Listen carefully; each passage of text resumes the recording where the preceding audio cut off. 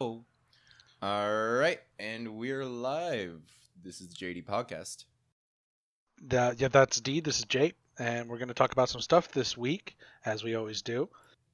Oh, that's so delicious. Before we, Okay, I'm sorry. now you are going to explain yourself, young man. Why Before do you have butter in your coffee? before we begin, I need to do some explaining for young D here because he has not yet tried this. I'm on a diet. I need to lose a little bit of weight here, and by a little I mean a lot. But I have a target goal and a target time frame, and I did all the math last night, and I started my diet officially yesterday as well. Or no, night before last, and I started What the is it diet. with all the black dudes I know and them starting diets? We're all fat, dude. Like, We're all out of like shape. you and one of my supervisors are starting a diet. And then one of my other so three of my supervisors that I work under. One of them I only work under for half an hour. Okay. Are black, which There's nothing three wrong. of Not that there's anything wrong with that. no, there's nothing wrong with it. But three of the five that I work under directly for any amount of time are black, which is really weird because of where we live. It's like an insane concentration of black people, and then and then Yeah, add on you're that right. they're all in positions of authority. Yeah, I went to high school in Sorry. this same area, and I think there was maybe one other black person at school. And I'm not 100% black, so it was like one and a half black guys. It was like it was rough. All right.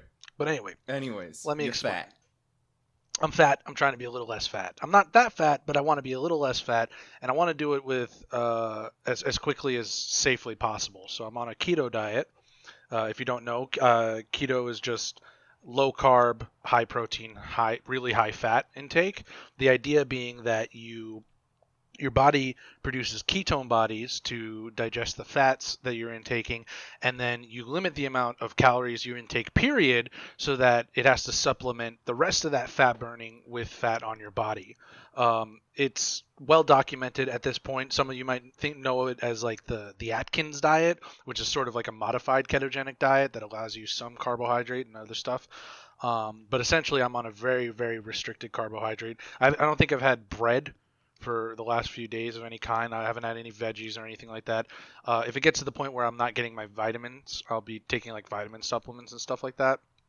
But for the most part, it's been working out pretty well for me these last couple days. I feel great. I'm not overeating like a pig. One of the things that you can have on keto, because milk has a little too much sugar in it, and obviously you can't have sugar with your coffee, Mm. one of the things you can do to make your coffee not totally black and still enjoy like a creamy cup of coffee is substitute milk for butter.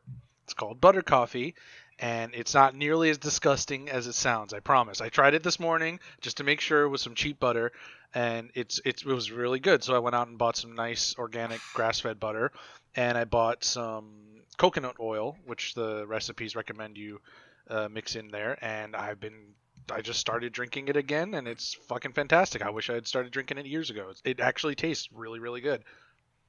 Dude, you have very conservative viewpoints, but you eat like a fucking hippie, man. Hey man, I'm a chef, and I do strongly believe that you are what you eat. So That's I'm fair. trying to balance that out. I put a Well, little more cinnamon proof in there that I'm too. actually just garbage, so. Hey man, I was fucking eating McDicks like 8 times a week. It was bad. If it makes you feel any better, that we have a team dining room at our work, and it's essentially cafeteria food. Uh huh. I eat there 5 days a week, because that's how So many days I work. yeah, so an inordinate amount. For 2 meals, breakfast and lunch. I have dinner at home, and my dinner is usually garbage. That's I mean you're relatively young and you're a relatively skinny guy, so you got some time before that really causes you problems. I talked to my doctor. Uh, I'm like 237 pounds as of right now in my diet. I've lost 6 pounds so far. oh So wow. yeah, I know I don't look it, and I know that a lot of that is muscle because I work out, but a lot of it's also fat. Yeah, So no. Well, um I'm hitting the point where I'm actually starting to get a lot of fat as yeah, well. Like, yeah, uh, body composition is definitely a thing with that. Yeah. But I talked to my doctor, and they were like, "Yeah, no, you've got about 5, 10 more great. Like, you've got some pretty good genes, I can tell." Because apparently doctors can tell that by looking at you now. But whatever. But they were saying that I've got about 5, 10 more years before my eating habits really start causing me detriment, and I want to get ahead of that. I And mean, if my uncles are any indication, I have the rest of my life. there you go. Cause, god damn, they're like fucking like they eat garbage, smoke, drink. Yeah, They're like Greek gods at 70. nice. Hey man, some people they just never change, or they're something about their life's routine allows them to preserve that habit. I'm not so much that way. My dad is like a big Jamaican guy, and he's got like a pot belly, but he is jacked. Like no lie, he's fucking gigantic, like python arms and stuff like that. But Yeah. at the same time, if that's what I'm genetically predisposed to based on a similar eating routine, I don't want the pot belly if I can avoid it, you know. So Yeah, I feel you. so I'm just trying to like my mom's pretty good with that. My mom's like a fat Italian lady, but she in her youth that's just because she eats way too much. Like she, you know how Italians are. They're like, oh, if you had Yeah. breakfast, here's a 3-course meal for breakfast. You got some pancetta, some bacon, some pancakes, and I made you an egg too. Make sure the eggs are good for you. Make sure you eat the eggs. That kind of a Oh, thing. you finished breakfast? Here, have second. Yeah, They're yeah, basically yeah, hobbits. yeah. They're like I'm pretty sure hobbits are based off Italians. Yeah, but she was a real food hippie, and she was into like yoga and stuff like that in the 90s. So back in the day, she was like really super in shape. So I'm kind of banking on that with this. Like I haven't really changed my workout routine at all, but I'm gonna be starting to Question: couple in some more cardio. Go ahead. Are you running? Yeah, of course. How much are you running? I usually run like a mile every 2 days. I'm gonna be stepping that up a little bit. That's some weak ass shit. Yeah, I know. That's literally just to keep like lung capacity. Yeah, no, like I know that's pee pee baby shit. In high school, I would do like 10-mile bike rides, no problem. Yeah, I remember when I was in cross country, we would do Yup. like a 3 to 4 mile warm up.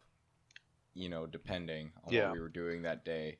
Sometimes only a 1 mile warm up, and then like our distance training was 6 to 10 miles. Yeah, Depending on where we were in the season. yeah. I was in Like the track like as late well. season, if we only got to run 6 miles, like towards the end of the season, we That was only light. got to run 6 miles for distance training. Mhm. We were just like, oh, coach, you have had mercy on us. Easy, yeah. Because we have a meet tomorrow. yeah. I was part of I was a sprinter in track and field. I was part of the 200-meter team. So Yeah, It was- I did everything. it's good fun. Running and track and field.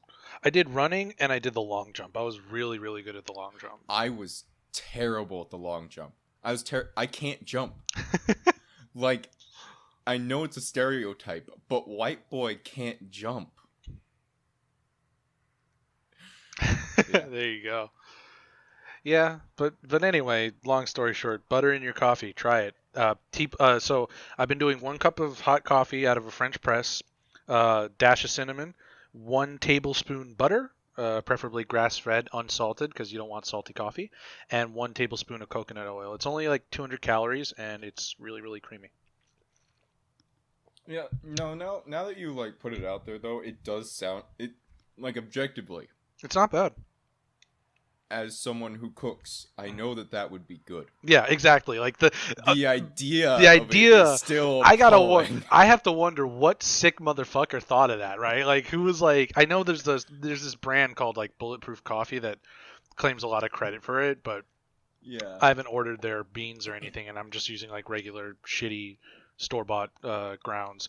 I gotta wonder, like, who was the son of a bitch that was like, they were really high and they just didn't have any milk in their house, but they had butter, and they were like, I mean, dude, I drink like I get 2 kinds of tea. I get the nice Bigelow like vanilla chai shit for when I'm feeling like fancy. I really like it. But I also drink the Winco off-brand black tea. comes down to like half a cent a bag, something It's like good that. stuff, man. Oh Dude. my god, the Winco bulk section. For those of you that don't know, Winco is like a West Coast version of Wegmans. I don't know what it is in the middle of the America, but on the East Coast they have this big store called Wegmans where you can buy shit in bulk. Mhm. I'm from New York City originally. I don't live there right now, but everybody in like northeastern Pennsylvania and everything like that will be able to know what this is. If I doubt there's anybody listening to it from there, but whatever. Yeah. And at Wegmans they have like the bulk like things. Now Wegmans is Mhm. like the whole store is like that, but Winco just has like a section that's kind of like that. You can buy Yeah. bulk stuff, but you can get like tea and honey and all kinds of really cool Oh yeah. stuff in bulk, and it's fantastic. I should have got the coconut oil there to be honest, because you can get it in bulk. Oh yeah, for sure. Well, I don't know if they have coconut oil in bulk. They do, yeah. You can get Oh. coconut oil, peanut butter, like 4 different kinds of honey, blackberry honey. It's Mhm. crazy how I much think cool the shit. one that's near me only has like 2 different varieties of honey, but they have Oh, two. okay. Yeah. They have I know 2 different stores different do different varieties stuff, yeah. of peanut butter. So there is that. Oh, there you And go. Dude, I can get any bean or noodle I fucking want though. Oh, yeah, for sure. In bulk. Like I have 2 pounds of garbanzo beans left that I don't know what I'm gonna do with because I'm not gonna make that much fucking hummus again. Dear God, that was a mistake. It's a little too much hummus. 2 pounds of garbanzo beans. Because I got Christ. like 5. There was Jesus, a pound of waste. So there was a pound of waste because I didn't realize. Yeah, you know that like how the much- little tins of hummus you get at the store are like 2 ounces, right? I didn't, you know, like shit like, goes I far. thought Dude. about that afterwards. Yeah, dude, that stuff goes really far. Yeah. So like I ended up with a giant bowl of hummus. I got like halfway through it. Hey, man, you tried. I felt like disgusting afterwards. Even though it took me like 3 days to go through that much, but I was just like, all right, No more. I'm done. I'm done. I can't do it. But yeah, no, it was bad. It was very wasteful, unfortunately. But now I know. Yep. At any rate, enough about food and dieting. Yeah. What do we got for the week? Oh boy. So I have 5 articles personally, All right, hit me. and I'm just debating on 2 of them what to start with. Do we start with black people or Trump? Fucking black people. Let's go. Oh God, I just realized. The biggest Nobody Black take that Lives out as- Matter page on Facebook is fake. Ooh, really? Yeah. It's owned by some Australian dude. Here, it's a CNN article, but Oh wow, that's they're eating crow right now. yeah, that's one that is extra spicy, but yeah, no, it's pretty fucking hilarious. So apparently this guy does like a lot of shit like this. He owns a bunch of websites and he buys domain names as a hobby, he says. I see. But and he's been making money off of donations that he's been directing people from the Facebook page, which is shut down now, because the admin account for it was banned because of violating Facebook's community guidelines for being a fake person. I think. Oh, They don't say that why it was banned, but I assume it's for being a fake person. it's got to be right, like because he himself Mhm. probably wasn't doing any kind of Yeah. bad conduct or anything. He just Well, had a yeah, and page. the page itself did not violate any community standards. He was selling T-shirts on the site using the page. He was redirecting to sites that he owned, which were public forums of discussion that encouraged people to donate there it support is. to support the cause. And there were like there was like a Patreon and a bunch of other donation sites. DonorBox was one of them, which I didn't even know what that was until I read this article. Oh yeah. Apparently, there are a bunch of sites where you can donate money to people, because apparently that is a booming business is getting those shekels. But it's hilarious. Yeah, I bet. Just, I think what was it? Oh, and then one of the names of the websites was Black Power Fist.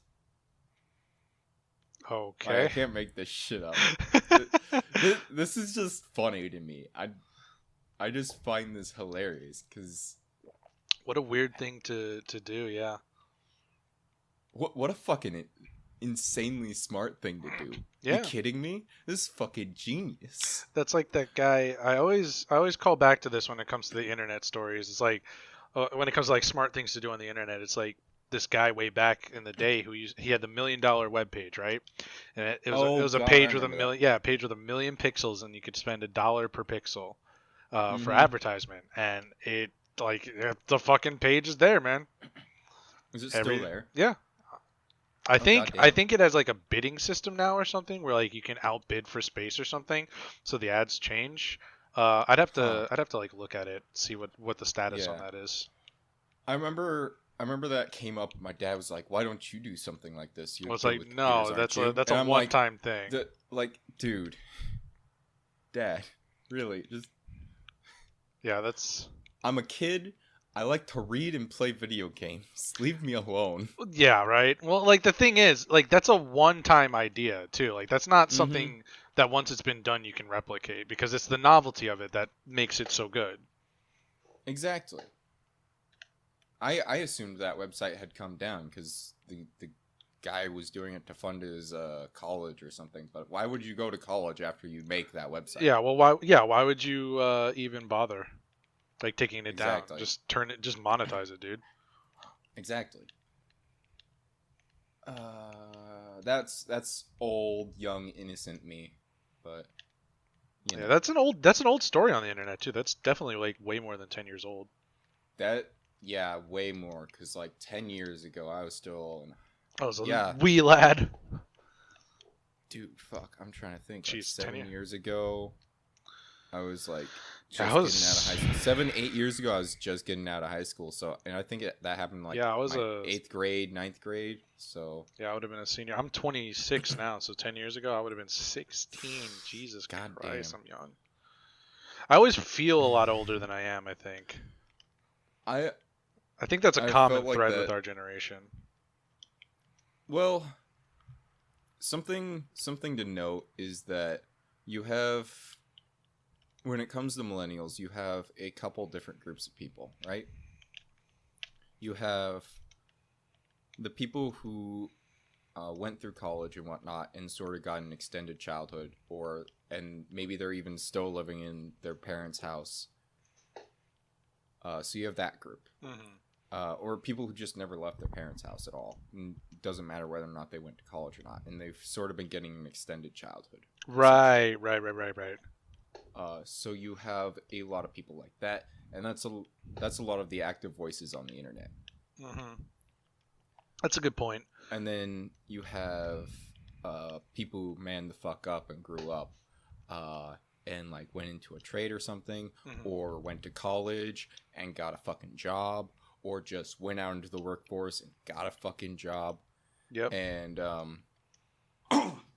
sorry, my throat. Yeah, you sound like you're a little tickled in the throat. It's just the seasons are changing, you know. It's literally just that. But yeah.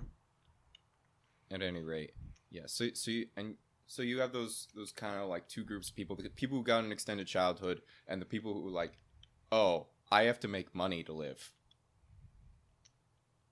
And as far as I can tell, that's simplifying it a lot, but yeah, there's all kinds of like sort of subgroups in between in there. Yeah, you see the people who got the extended childhood. You see them begging for money online, and it's fine if you're like making a business out of it. I got no problem with entrepreneurship. The artists online who are drawing porn for money, you guys are fucking geniuses. Yeah, dude. I've honestly been thinking about like, you know, getting into that industry. Because I do a little bit of I draw for practice. I haven't seen any of your recent work, but Yeah. given what people get paid for, Yeah, that's a good point. like That is a very good you point. could be easily like once if you drew some like popular shit and you got known, you could easily be pulling Yeah, in just like fan art. $500 a month on the side. Like just do some fan art, you know, hit up those communities and just be like just pull in a little extra cash on the side. Mm-hmm. But that's besides the point. What did I want to say? Go further with that. But yeah, so I finished my butter so coffee. there's this perception that our generation is very childish, Yeah, and that a lot of the people around us are childish, so it makes us feel older than we actually are. I think that's a big part of what it is, and I think what happens is when you're on sort of the extreme, because I've been working since I was 14. I got my first job in the kitchen dishwashing with my dad when I was 14. Right, like right as soon as I basically Damn. could have the right to work in the state I was living in at the time. We filled out the paperwork, Yeah. and I just went to work with him. And I was working Mhm. like 16-hour days in the dish pit, like from Fuck as soon as that. I got home from school all the way to like 2 a.m. And that was like every Shit. day for me. And then I get up at 7 and go back to school. And part of that was just because we just didn't have the money, you know, like there was fucking 6 of us and one person was working. And my dad's not like a college, like I'm the first person in my family to in my dad's family line at least to go to college and you know try and get a degree or anything like that. I'm still working on getting my degree, but Yeah. you know, like my mom has a degree in business, right? And that was the only other thing, but she wasn't working at the time. So it was like, all right, well, I guess I got to go work and do stuff. So for me, like I kind of always have been on the fast track developmentally. Like my parents never did like baby talk stuff and stuff like that with me. They just Mhm. like when I asked, "Hey, where do babies come from?" They gave me the just straight up scientific explanation at 7 years I old. really wish my parents had been like that. They babied me really hard. Yeah. I think that that's the way to do it. I really do. Because Mm-hmm. developmentally, like the reason we learn languages is because people use those words around us, right? It's all trial and error until we hit a certain age, and then once we have sort of the basic grasp of the language, we can sort of evolve into the specifics of it. But for the most part, you know, like it's just guessing basically. So for me, I think the thing was not having that censorship of any kind allowed me to sort of spin up quickly and become more mature for my age than I was.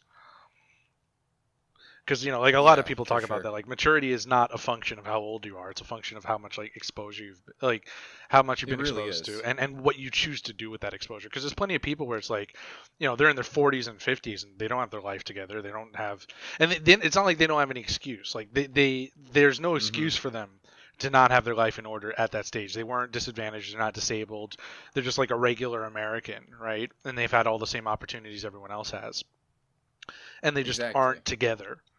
And so it's a function It's of really choice at that embarrassing point. looking at people like that. Oh yeah, Having to like interacting with people like that, and it's like you're this old and you don't have any of your shit like a together. job, a place to live, a car. You know, the three, and I know guys especially, women not so much, but guys especially are sort of stigmatized to have all that stuff done before a certain point in their lives before they can kind of be considered men. But even with women, it's like there's a level of togetherness that you should try and strive for, and then once you have that, you can kind of start figuring out what you're going to do with your life. Yeah, absolutely. But so I'm yeah, go ahead. I'm sitting here having existential crises on a weekly basis on like, okay, That's like I have my shit kind of together. yeah, What now? that's the danger zone right there, man. That's the like cuz it's like you're almost in a point where you can be a respectable member of society or you know do something that matters to you. Well, it's like I am pursuing the path of going down supervisorhood Mhm. for my current job, but what do I want to say? Like, do I want to keep doing that? Like, there a new casino's opening up. I'm probably gonna be able to transfer in there and get a supervisor job next year, no problem. But like, do I want something more than that? Is the question. Yeah.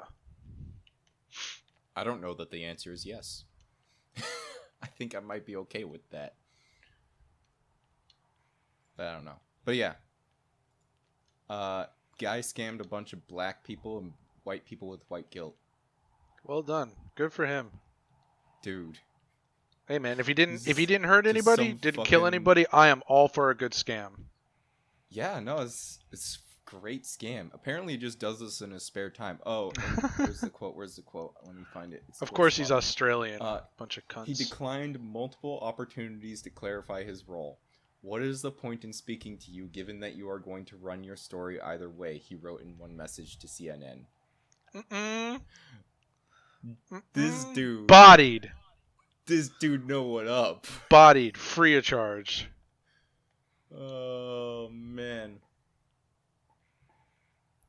At any rate, that I just found that. That's hilarious. fucking great. What do you got?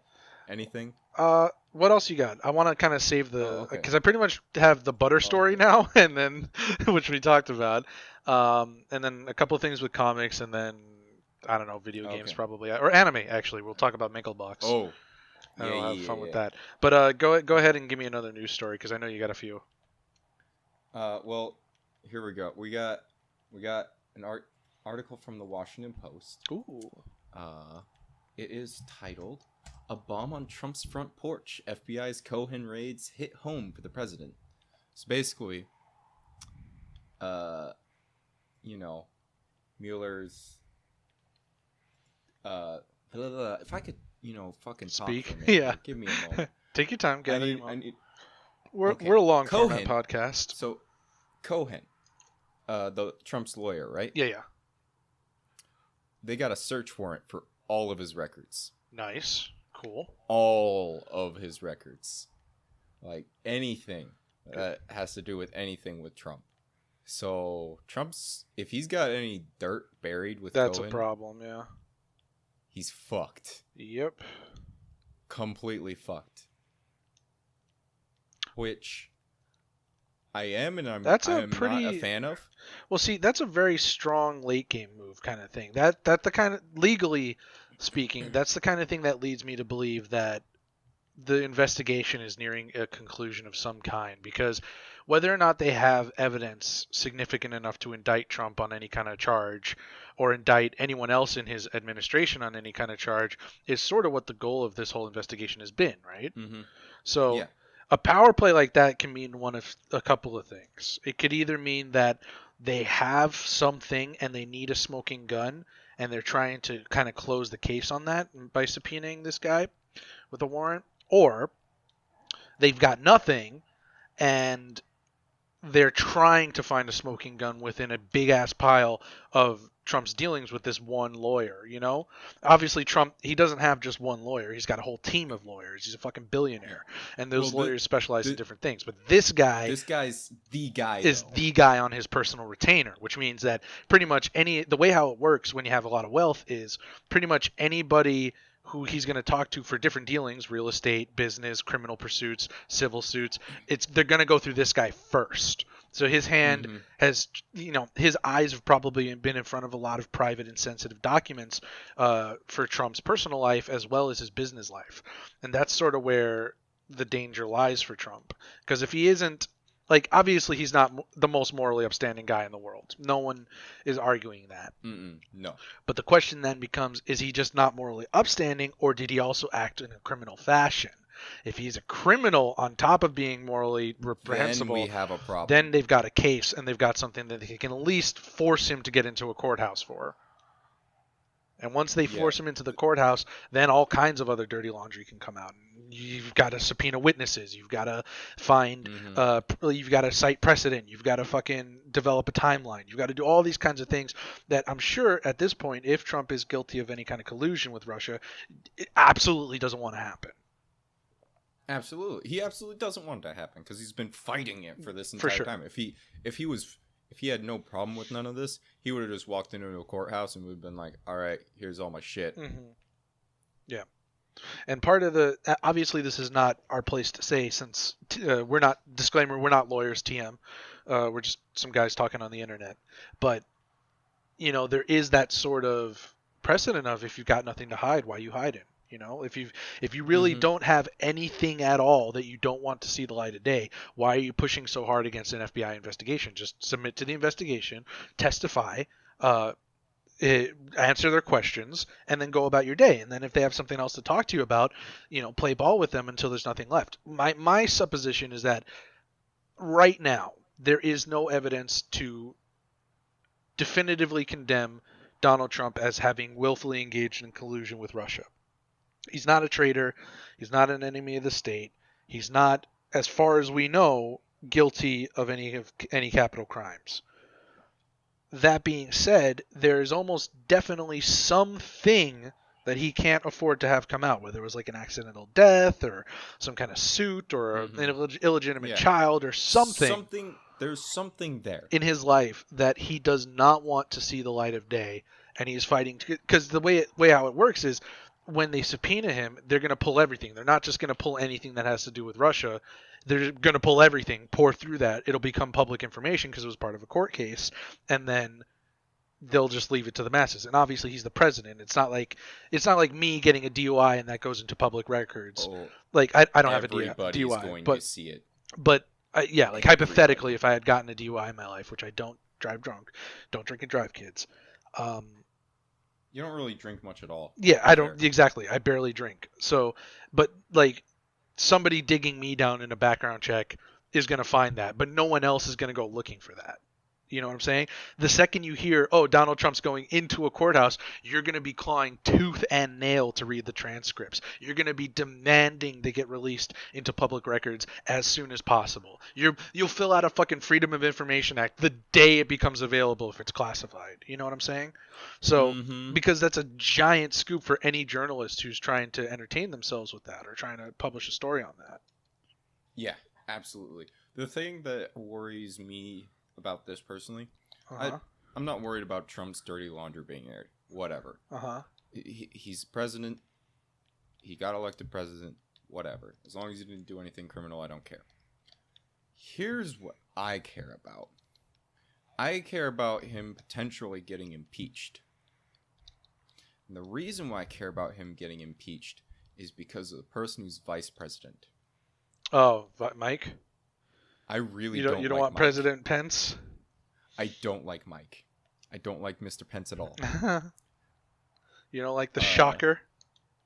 Yeah, I'm not a fan of the shocker.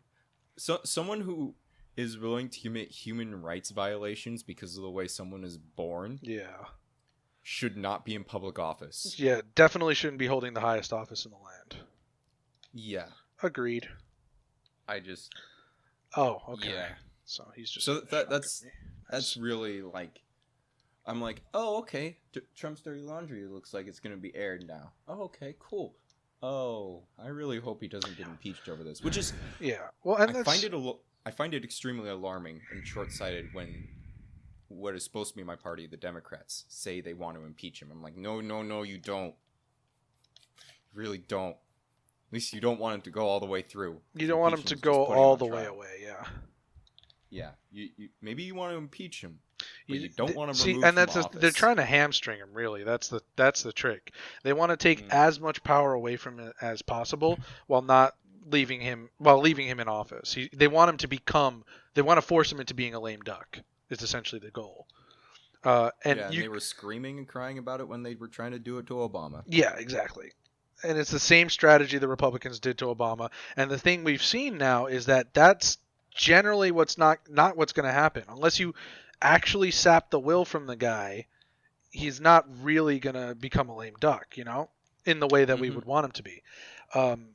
That's what makes a lame duck, not taking away their legitimacy anymore, because nobody cares, because everybody's heard everything about Trump. He's fucking Teflon at this point. Oh, yeah, I grabbed him by the pussy. I fucking said these black guys should be in jail. I did this. I did that. Like, at this point, it's all academic. Nobody cares anymore. Because every 2 days they hear something terrible about Trump. What they need to do if they really want to make him useless, which I don't think they should be trying to make him useless, but if they wanted to make him useless, strategically what they'd do is they'd sap his will to be president. They'd stonewall him in every fucking possible meaning of the word. They wouldn't respond to any of his policies. They basically would do what the Republicans did to Obama. They would make it so that he either has to use unconstitutional or constitutionally suspect measures to get his agenda passed, or they just make it so that he forgets about that agenda altogether because they're never going to let him do it. That's my big gripe with Obamacare. Is not necessarily that Obamacare was bad mathematically. It was, but part of the reason why it was bad mathematically is because Obama chose to ignore the true system of precedent in getting American constitutional law revised. And he should know better because he's a fucking constitutional lawyer. So he lost a ton of support from me when he basically just forced his hand over the American people. Instead of selling them the idea, he just said, "You're getting this." And that was a big Yeah. problem I had with him as a president. No, and I agree that that was very shitty. I think the Obamacare that passed was really bad. Yeah, exactly. The Obamacare that was proposed was much better. Yeah. Still not great, but a lot better than what we got. Yeah, for sure. And what was originally proposed would have potentially worked. Potentially. We will never know because it never got passed. Yeah. But it had a lot more potential for working than the shit that got pared down. Even like a quarter way into the negotiations, it was fucked. Completely hamstringed. Yeah. So, and then what ended up getting shoved through was not beneficial to the American people. It should not have happened. It was a power play by Obama. That's all it was. It was, I'm president, it was essentially a reverse Emancipation Proclamation. When Lincoln needed the votes to sign the Emancipation Proclamation into law, he basically threatened everybody in Congress that if you don't do this, I'm just going to declare martial law and do it anyway. Basically threatened? Yeah. No, he threatened. Yeah. Like, let's not, like, say things that aren't true. Yeah, you're right. Let's just say it. He did threaten them with martial law. Yeah, you're right. Like Lincoln was no angel. Yeah, for sure. He did good things, but he was no angel. Well, he did something that turned out to be moral. Like morally, it was the right thing to do. But socially, financially, and every other way, at the time, the ends justified the means. Yeah, in the end. Yeah. But like the thing is, at the time, that wasn't really known if that was going to be the case, because the slave trade was such a complex and evolved organism at that point that it's hard. I completely lost you for like the last minute. Oh, so the slave trade in the United States was such a big economic thing that nobody had an idea how like the system would function in absence of it, right? Like the cotton gin was making things easier. And it was opening the market up to more people to be able to produce cotton, which meant that you could have small plantation sizes and stuff like that. But it was still a gigantic resource that was going to be changing hands. Like the way that the power was going to shift was completely unpredictable. And a lot of people like lose that in the kerfuffle with the South side of way of looking at things in the Civil War, was that it wasn't just, we're racists and we want to keep our slaves. It was, we're going to literally have to change our entire way of life if we undo this, and also integrate several million people into our society as, equal rights citizens. So maybe we shouldn't do that. Now, that was motivated. Yeah, that was motivated by race, for sure. But they had strong economic arguments for why they didn't want to do that. It's just that their economic the reality of it is, given enough time, black people would be able to integrate just fine. If they were emancipated, which we've seen in other places, because we weren't the first guys to get rid of slavery. But anyway, that's a huge fucking tangent off the side of things. The core and intelligent and important part of the argument is that shit's going down in the White House for real this time. Yeah, potentially for real. Potentially, someone with actual information is being forced to give it up via a warrant. Yep. So yeah, no, potentially. Yeah. So that'll be cool. Potentially big thing. That'll be cool. Might be news in a few more weeks. Yeah, we'll see what happens. It's one of those things where it's like, a thing happened. Now we wait. Right. For, all the interns to go through all the fucking shit, because there's like decades worth of documents there, I'm sure. But yeah. So, I have one more that I really care about here. And mostly because I like the way this article is written, because it sounds like a kid whining at his mom. Oh, Kimmy. I love that. I like the sound of that. So it's from TechCrunch, so that's generally the tone of their articles. Oh boy. generally speaking. Demand are is a talking move about- to one share. Congress should demand Zuckerberg move to one share, one vote. What does that mean? Even the title. Okay. So there's a few ways you can set up corporations, right? Publicly held They're talking corporations. about Mhm. his ownership of Facebook. Okay, my bad. Yeah. So the way Facebook is set up is instead of having one class of shareholders, you Yeah. have two classes of shareholders. You have Class A and Class B. Right. Class B was held, I think, by everybody who founded Facebook. Yeah, yeah. So the original shares were Class B shares. Right. And I think he Class has the A most shares- of those, right? Yes. Okay. And Class B shares have way more voting power than Class A shares. Right. I don't know the exact numbers of all this, but basically what it comes down to is he holds very little of the actual percentage of Facebook Mhm. as far as, owning it. But he has complete He has the total controlling control. stake, yeah. He has the controlling stake, and as more and more people sell their Class B shares, which once they sell their Class B shares, they're converted to Class A. Right, so they don't withhold the same power. Yeah. That's as more and more Class B smart. shares I like are that. so. Yeah, no, it's very smart. He's a smart motherfucker for setting it up like that. Yeah, it's actually put in there to protect him. Right. Because it made sense to, because when it was put in place, Facebook was making a lot of money. So they were like, oh, this CEO is doing good things for us. Let's keep him. Right. Well, that, and he was also partially a founder of the company. So, He's like the guy. yeah, him trying to realize his vision is going to at some point require him to say, no, this is the way we're going with the company, period. So I can respect that. Me personally, that's really, I actually think that's really intelligent, because the simple reality of it is, I don't think Mark Zuckerberg is a fucking reptilian. I think he's just a college guy who happened to come upon the next big thing through a series of circumstances that he capitalized on. And Yeah. I don't think he wants the world to be a worse place. And there are plenty of people who could have his kind of power and use it to make the world a worse place. Yeah. No, at this point he's just like trying to make money. Yeah. More money. Yeah, I think he's just trying to... Because he doesn't know what else to do, I assume. Skulls for the skull throne, dude. Yeah, skulls for the skull throne, blood for the blood god. He did, and this article notes it, erase a bunch of his own messages from Facebook. Yeah, To try and alleviate some of his guilt and or involvement in certain potentially criminal activity. Oh, there you go. So potential erasure of evidence there, but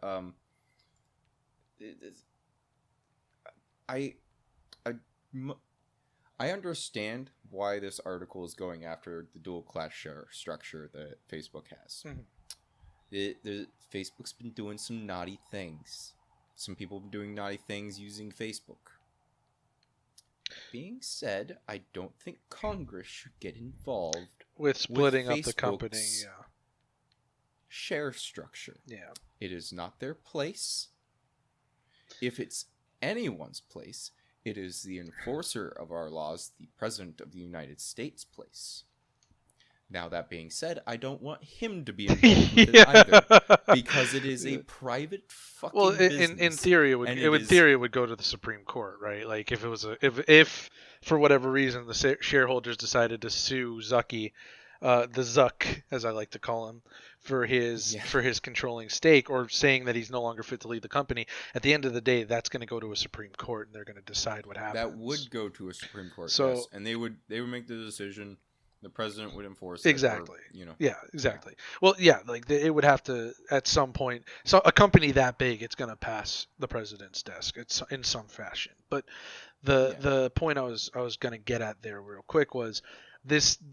Essentially, I'm skimming the article right now, and kind of what it comes down to is it's a collectivist ideology versus the individual. Like, do you think this man can act with responsibility? With that level of power, or do you think he's ultimately going to misuse it? honestly, and yes, that is technically the article. I honestly don't think he can act with that responsibility, but I don't want the government taking away that power because that's terrible precedent. Exactly. That's the weird catch-22 we find ourselves in. I don't think Congress should be making any recommendations on that one way or another. Here's the alternative, though, right? Don't use fucking Facebook. Yeah, there you go. Just get off Facebook. You have a problem with their fucking business? Stop. That's business. the ultimate equalizer of the capitalist system. It's not like communism where everybody gets the same thing, or socialism where the state decides what everybody gets. I got in an argument with a socialist where they were like, "Oh, the state, no, it's the community." It's like, all right, state, community, they're interchangeable. The classical definition of socialism calls it the state. Okay, sorry, but anyway, at the end of the day, it's not like Facebook is a government mandated service that everyone has to be on if they want to talk to people on the internet. You can use 4chan, you can use Reddit, you can use 9gag, you can use fucking Twitter. Like you can use Discord, you can use whatever you want. Yeah, it's not like China where it's like one search engine or whatever. Oh, no, China's doing they're you know how we have a sort of financial credit score? Yeah. Well, they're implementing a social credit score. I heard about that, where it's like a conduct score. Oh my god. Yeah. Oh, No. That's what they want. That's what these socialists want. They want none of the responsibility and all of the benefit, all of the reward. They don't. Mm-hmm. They want accountability to be diffused within the community, and then they somehow want it that every law is still going to get enforced, that everyone is still going to respect one another, that individuals will still treat each like it's a weird ironically, socialism tends to be like a leftist ideology, right? And socialists tend to be like bleeding heart Hillary voters, and they want, or Bernie supporters, and they want, things to be a certain way, not realizing that, basically you're going to have to kill somebody at the end of the day to enforce what you want. Yeah. Okay, so let's redistribute the wealth, right? At the end of the day, there's going to be at least one rich guy who doesn't want to get rid of his wealth, and no matter what you say, he's not going to do it, which means you're either going to have to kill him or seize his wealth against his will, and then kill him. Because he's going to, at least one of them is going to fight with force of arms. So, you have to ask yourself, is it... the thing. They do realize it. That's why Antifa exists. Oh yeah, they think it's okay. They've justified it because they think rich people are all bad. Justified it. Yeah, it's actually something, and not to jump on Jordan Peterson's cock more than I already have in the past in this podcast, but Jordan Peterson mentioned something about this, and specifically what he was talking about was he was talking about having to write a paper in which you talked about white guilt or feminist whatever. Basically, if they try to make you admit to white guilt and you don't believe it, they try to make you write a paper saying that you believe something. When you don't, you are giving in, and they will make you kill. It's not that big of a step. Sacrificing your beliefs. That's the thing. Individualism is such a tenuous and fragile thing. The second you give an inch, they can and will take a mile. Every time. Mm-hmm. Every single time. So it's such a fragile thing, this weird, free society we've built here in America, where everybody has the same rights and everybody has the same privileges when they're allowed to work and compete with one another. It's such a weird thing that we have a society where it's on the books that you can't discriminate against someone. That isn't in other countries' constitutions. That's not a thing in China. Free speech is not a thing in China. Not discriminating against people. They have, hey, don't go in my store if you're black in China. That's a thing that happens. Mm-hmm. So it's always so strange to me when people complain about the United States and they're ignorant of what actually is going on in the world. Freedoms we have. Oh, yeah. We have... If you even other Western countries, we have so much more freedom. Yeah, try being white and go to Brazil. Try being white and go to Haiti. Try being white and go anywhere with a brown people majority and not being either pressed for food, charged double for a taxi, charged triple for fucking lunch, or just straight out refuse service because you're obviously not from around here. Yeah, try to voice an opinion that try to make a even mention the Nazi Party Oh, in please. fucking Germany. Please, you're done. You're done. Rip you. If you mention the Nazi Party in Germany, you're basically done. Like, fuck.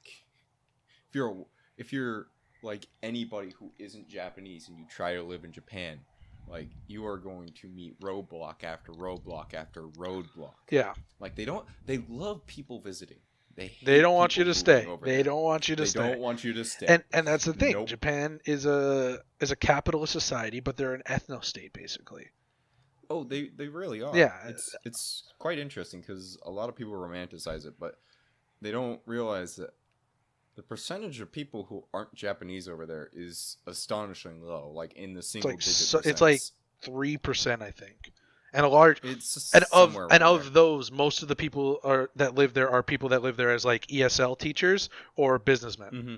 So there's very few like, oh, I'm gonna go here, I'm gonna move to Japan and become a cook. That doesn't happen. No, you're not. You're not Japanese, so you're not gonna be here in Japan and be cooking. You can learn. You can go to a culinary school in Japan, but after you're done with school, get the fuck out. Yeah, basically. I would love to learn to go. I would Yeah. love to go to Japan. It'd be great to be like a and sushi just, chef, like trained from a and Japanese like chef. drift from kitchen to kitchen. That'd be great. Stealing all their techniques. Too bad you're white. Too bad I'm half black. Yeah. That's just not gonna happen. Yeah, they won't let it happen. It's not like if you go to France and you just skulk around the restaurants, they'll just pull you in and put you to work. Well, that's the thing. Europe is different because ethnicity and nationality matter less in Europe because there's a bunch of different countries. They're all close together, bordered by land or small bodies of water. And historically, most of the people that live in Europe are already mixed up nationality-wise, ethnically. So you can be French. You can be French and English. You can be French and German. You can be German and English.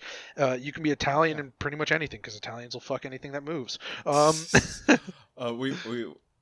My sister did a DNA test and I got like 2% Italian. There you go. At some point, some Italian man or woman was like, "Yo, we doing this or what?"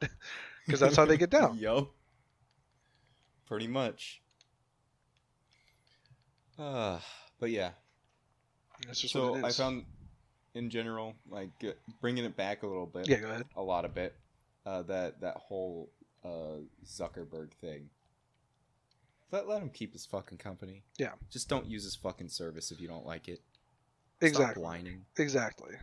'Cause that's what it is. It's whining. Well, that's the thing. The power is with, quite literally, with the people who choose to use his service. If Mark Zuckerberg is making terrible decisions for American social media, use a different social media service, and then he won't have the power to make those decisions. Period. Other companies won't follow him because he's not the most profitable company anymore. Other companies won't do his stuff because people are abandoning his platform in droves. There you go. You solved the problem. Precedent.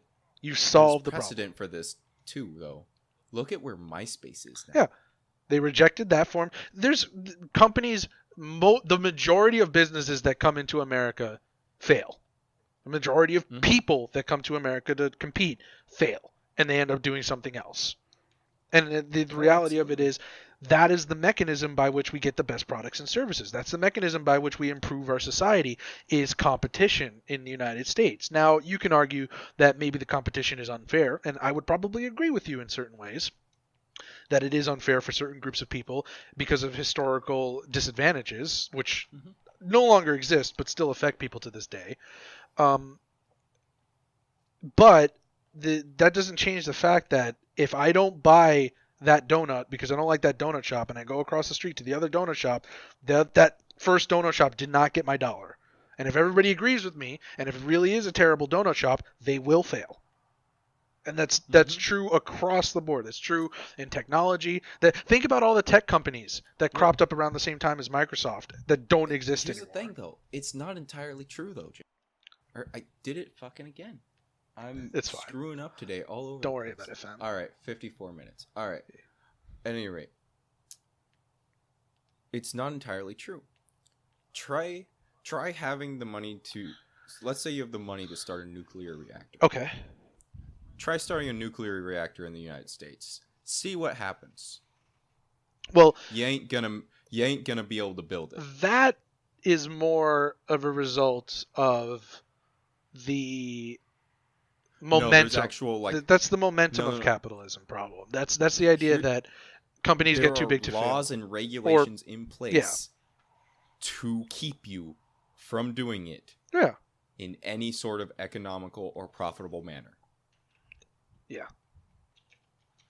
It's just it's a thing. Like until those regulations are removed, starting a nuclear business built around making nuclear reactors in the United States is not profitable enough Mhm. to run. So therefore, it's not gonna fucking happen. Well, yeah. Like, think about how many nuclear reactors are there in the states right now? I think it's like 10, maybe. I think And not a single one of them was opened up in like the past decade. yeah, like I think like less than 5% of our power Well, ever. and the problem is they're all uranium or plutonium reactors, Yeah. which is terrible. Like uranium and plutonium is what we use to make bombs. Yeah. Thorium is the thing we rejected for making bombs because it's too fucking stable. That's the thing we should be using for energy because it's super stable. As stable as a radioactive A radioactive isotope isotope can can be, yeah. yeah, it's as stable as it can get. But like, there's a reason why there's so much more of it than there is uranium and plutonium. It's because it decays a lot slower. It's a lot more stable. Mhm. It's and there's as previously mentioned, there's a fuck ton of it. Yeah. But and ignore the fact that nuclear reactor technology has advanced by fucking leaps and bounds Since over the the last since decades. the last reactors were built. That's a big Mhm. that's a big problem because it's like safety protocols and everything have been improved so much, but we haven't built any of those new reactors that could be safer and more efficient and better, cleaner for the environment and all that, and we haven't bothered. Yeah. Like Yeah, outside and of a certain like scale. we're and new technology exists too. Like we know how to use molten salt Mhm. to keep reactors from overheating instead of using steam. Yeah. Or because the big problem, or no, water. Yeah. Sorry, water specifically, because the big problem with using water is in order to keep it as a liquid at such high temperatures, You have to has keep it be under a lot immense of pressure. Yeah. You don't have to do that with molten salt, That's and the trick. that's the reason. Been the reason for a lot of these meltdowns, by the way, is because the water was under high pressure. Yep, pressure seal fails and Um, something or someone gets cut in mhm. half and a water jet at 8 million degrees sprays out of the fucking side of the reactor. Yeah, and then And then that the thing that got reactor cut in starts half. melting Yeah. down. Yeah. Yeah, the reactor starts melting down. It gets real hot real quick. Yeah. Yeah, that's the crazy thing to me is like cuz I remember I did an experiment in physics to well, it wasn't an experiment, it was like a homework problem where it was like we have to figure out how much pressure you have to apply to a given volume of nitrogen gas to get it to turn into a Mhm. liquid. Mhm. And I remember thinking, wow, that's a lot of fucking pressure. And water is far more like at room temperature levels. Water is a liquid, right? It doesn't start vaporizing until the boiling point. Mhm. So it's like you've got to apply enough pressure to counteract the. Whoa, what the hell was that? The counteract the way higher temperatures than 212 degrees Fahrenheit. So it's like I don't even want to think about like I'm sure the calculation for this is already done and somewhere in the public. I just haven't ever pulled it up. Oh yeah. I'm not gonna. But Pull just it up. I don't imagining care that that it's like much. that in and of itself is an immensely inefficient process because to build something, to put the energy in to build something that can resist those kinds of pressures is going to take a lot of energy. Just to manufacture something that is capable of surviving. Yeah, and so the idea with molten salt is that it requires significantly less pressure. Yeah. To keep in a liquid form, and because it's going to be hot anyways, like How do because they? it has to be. How are they extracting power then? Is it just like a thermocouple or? I don't remember exactly. I haven't looked at. Because one of the advantages of using water in the reactor is that you can kind of double down on that and have steam be turning a turbine that produces electricity. Yeah, well, I think you still do. I still think you do steam After so the reactor itself is where the salt is, and then the rest is still steam power, basically. Yeah, I think So it's all you're doing is well, it's not all you're doing, but one of the main things you're doing is you're switching out the water as a coolant, Right. and you're using salt instead. Okay. Oh my god. Why does this always happen? Oh yeah. Hello? Hi, Aries. Yeah, I got the thing. I'm recording the podcast. What's up? Oh, well, she hung up on me. Nice. Yeah. Well, at least she hung up, because, yeah. Anyway, back to nuclear physics. Well, just talking about nuclear reactors. I'm not smart enough to talk about nuclear physics. Sure you are. You just haven't done the material yet. It's not I'm that not complicated. gonna. Yeah, it's not that complicated. It's just a matter of I'm- doing the research in the literature. Yeah, I'm really, really not gonna do it though. It doesn't interest me. Fair Um, enough. What interests me is cheap energy. Yeah, That interests me. there you go. The fucking consumer aspect of it, of course. Motherfucker Yeah, didn't fall no. for it. What can I say? I'm a simple man. Where was I going with this? But yeah, so you basically you switch out the coolant, and so you're still using it's still a steam engine basically, Right. Just a really efficient steam. A much engine. more efficient, less likely to explode one. Yeah. Mm-hmm. Yeah, and the way it works, it's easy. It's easy if there is gonna be like a meltdown. The way I haven't looked at this in a long ass time. I would have to. Like, Well, the do salt my needs research again. less pressure to stay molten, so that means that as it Mhm. depressurizes, it's going to codify into solid salt. It's Mhm. going to turn solid, not into a liquid. Yeah, that's right. Which means that that's true. the actual contamination zone is going to be way smaller. That also means It's that way smaller. the degree to which the damage is going to be able to propagate is going to be much smaller because it's a solid, and so it's just going to be really warm. It's still going to be fucking radioactive as shit and really warm, Well, but you're not going to have water and you can- spraying into the atmosphere that's you, irradiated. you can have a catch for that. Yeah. Like that's the thing is that's one of the things is there's like a sort of a catch system that because they for that nuclear waste because that's what it's Yeah. gonna be. It's nuclear waste, and we already have very very strict regulations on nuclear waste. So that thing's gonna be really fucking like there's gonna be no contamination in that container that this is all gonna be caught in because just it was nuclear power is the only system of power we have that has a zero contamination policy, Yeah. and it's forced to. Solar and wind power do not have a zero contamination policy. Oil. Coal, Coil. oil, natural Coil. I said gases, coil. I'm an Coal, idiot. oil, and natural gases. Yeah, all have. they- Well, they all produce waste in just burning They them. all produce. Produce exhaust. Waste even just by burning them. It's awful, but nuclear is the only actually clean energy, and that literally has to do with the method in which we store it. And basically, we just store it in giant blocks of fucking concrete. Yeah. I'm not even Yeah. kidding. Like Yeah, I've seen. lead line, literally just giant fucking pillars. The of thing is, they lead-lined got to stay there concrete. for the next like million years to decay to a significantly irreducibly damaged. Like you won't be damaged by the fallout if it's opened. So that's always really Yeah. funny to me, and that does kind of create like a question later on. Is like, do we after like for example, let's say we mine a bunch of thorium or plutonium, right? And we Mhm. completely convert the mine 100% or close enough to 100% that it would no longer be economical to keep mining it. Yeah. What do? Do we move all the waste just back in there and just leave it in there and line it off? Because I think, speaking purely physically, it should be roughly the same amount of matter, the physical mass of the matter, so it should fit back in the hole we dug it out of. In theory. Yeah, and then we wouldn't have Uh, to dig new holes to push it in. But I don't know. That's a much bigger question that's kind of away from the point. Yeah, no, and there are people who are still trying to figure out the answer to that question. One possibility that has been put forth is to just launch it at the sun and let it take care of it. Yeah, that's a good point. I don't think the sun would care very much. You could throw Yeah, the but whole then- Earth on it and it wouldn't really notice. But then you gotta like literally throw a rocket at the sun. Yeah, every time you got to Which get is rid of some not- nuke stuff. Yeah, which is not very cost efficient. It's So, not feasible yet. But if let's say, for example, we got a space elevator, right?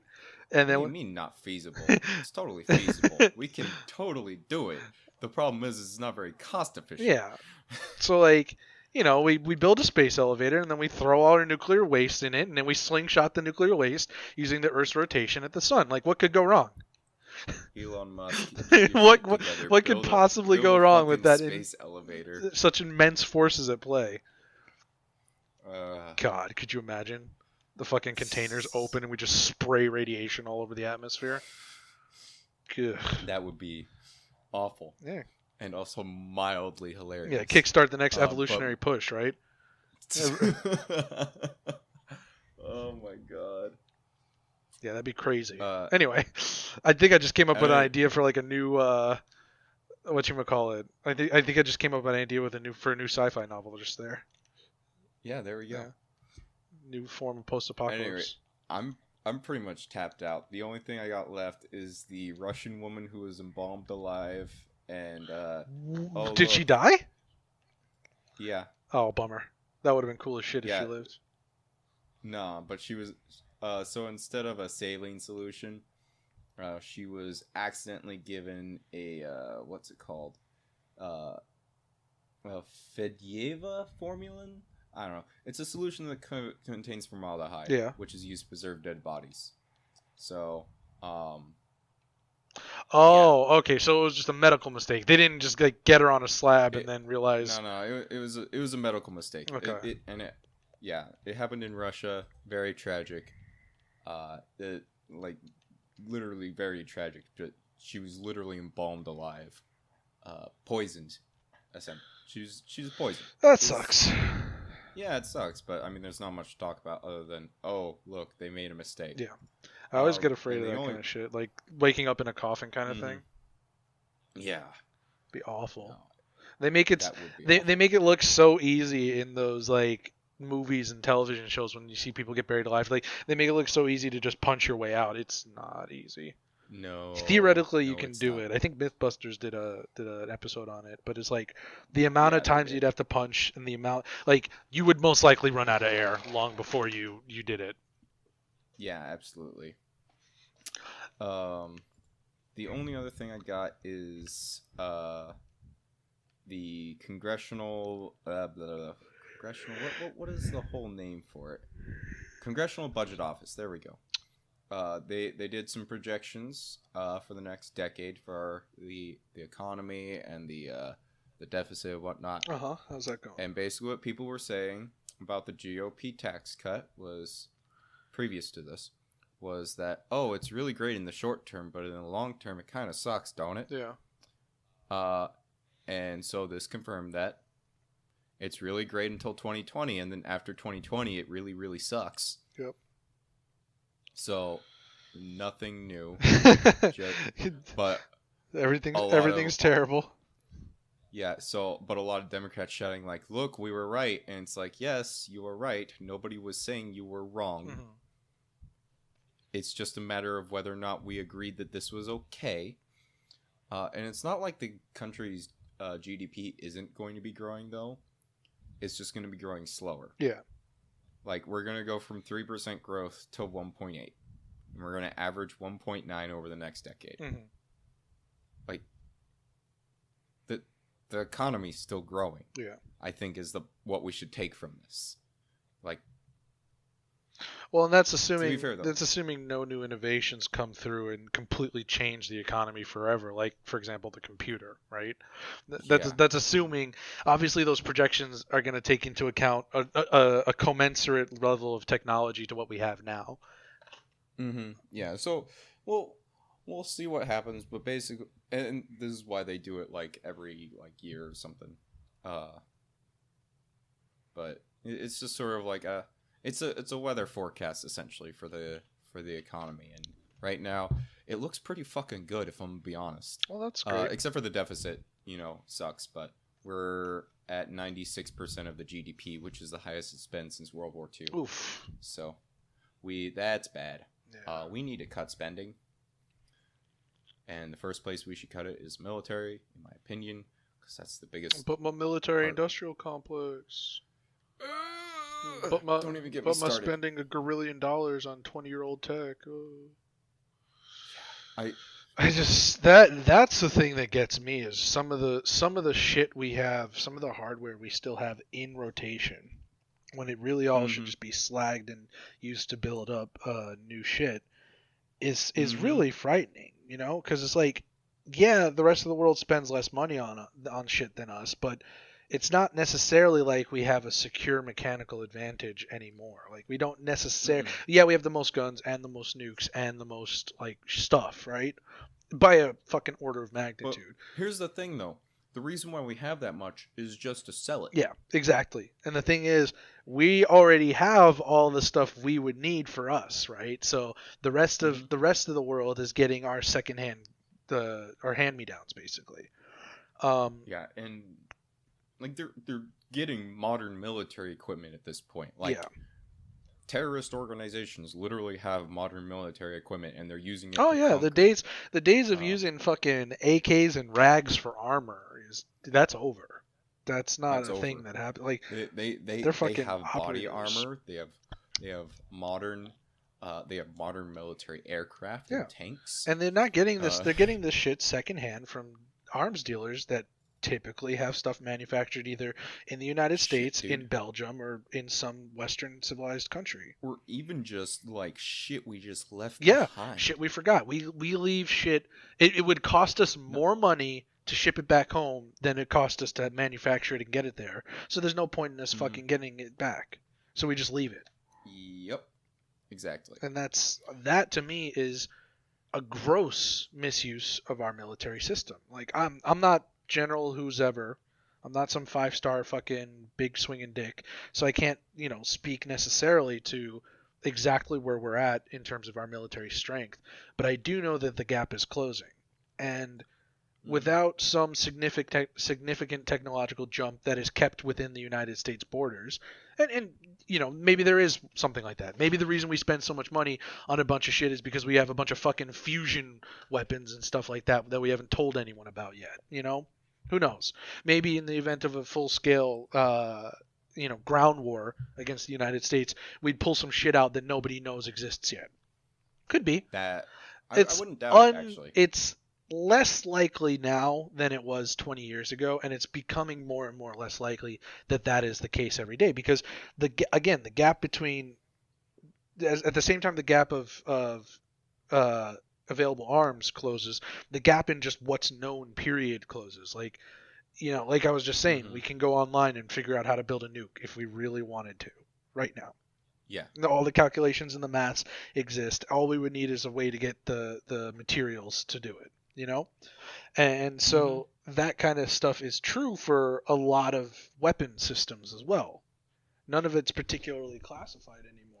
So unless we have some huge advantage other than our manufacturing systems and other than the fact that we just have a huge head start on everybody, eventually that gap is going to close. Yeah. China's racing to close it right now, for example. Oh. Yeah, absolutely. And they have a much larger population than we do. Oh yeah, they have a bigger population. They're gonna pretty soon they'll be able to get, if not equal, close to equal access to natural resources to produce the armaments and everything. Their shit, the stuff they do. China's military philosophy, because they have so many people, is just make it as efficient as possible. It doesn't actually have to keep anybody alive. It just has to kill. It just has to be less expensive than whatever it kills. So, so for example, their equivalent of like a destroyer class boat is kind of pathetic in terms of arms. It's got not so much in the way of guns.